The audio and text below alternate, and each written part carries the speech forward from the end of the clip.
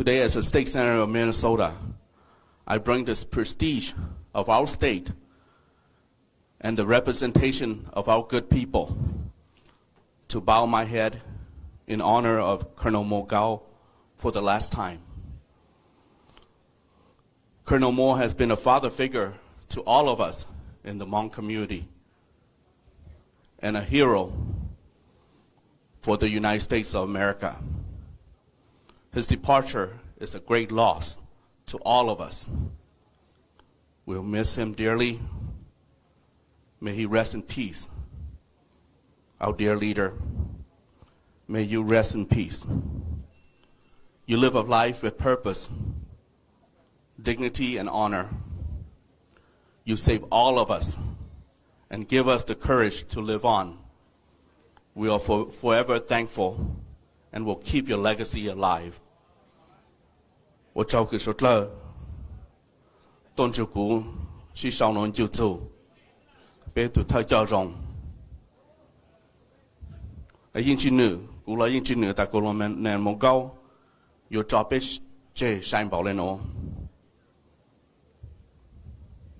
vì ta xô ra cứ ý tụi tôi nên bùi bọn nên cầu xong cứ biết tôi sẽ sau nó biết chụp bù cô lại một câu hà lục khó tiền chế tiền mua nữa biết xong lên sự tu chỉ thằng lớn nhau hậu trong ở biết số xa xuống trừ đó là nu nó biết từ trong chỉ giờ biết từ trong chỉ giờ tao chọn biết chế là ta này biết yon chú nữa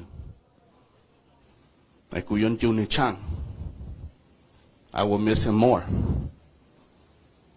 Cho họ số lưu xong, thảo yêu chú cha biết chồng, nếu hữu sự động tác cho cụ, nếu hà lưu rong cho cụ, phòng có mong cho cụ, sáng rồi có giờ biết tôi nào tôi chữ cho lúc xe hà nô, thảo văn chỉ sau phòng có mong cho cao, có sao mong mát lại tê lộ lại tờ, số lưu xong,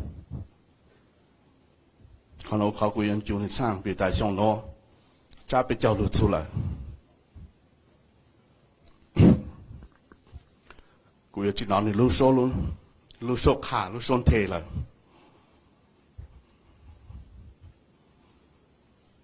Thế thì cũng tranh ta, nếu tôi chú tụt ly, bạn chỉ ở sau, có chọc can cho cử bê. Bê có bộ chẳng cứ ok, xin lưu mong cho dạng toàn đề. Trở lại cô là một gấu, cho lưu khô khả, trở lại cô là một gấu, cho lưu cứ năn nôn thề cho bê. Em mong rong có, chỉ còn là một gấu. Giờ mong lử tả thọ cho các thợ tha lụa bê mong tự cho xong đời thọ có mong rong mong chú văn chú ở sau nhau của trong đầu cho chân sự tu cái tôi cũng nó chuyện kinh trong bây giờ thì cho phong cho dư cho khu tu cho nói cho chứ này phong sự chạy cái tôi chú bê cộng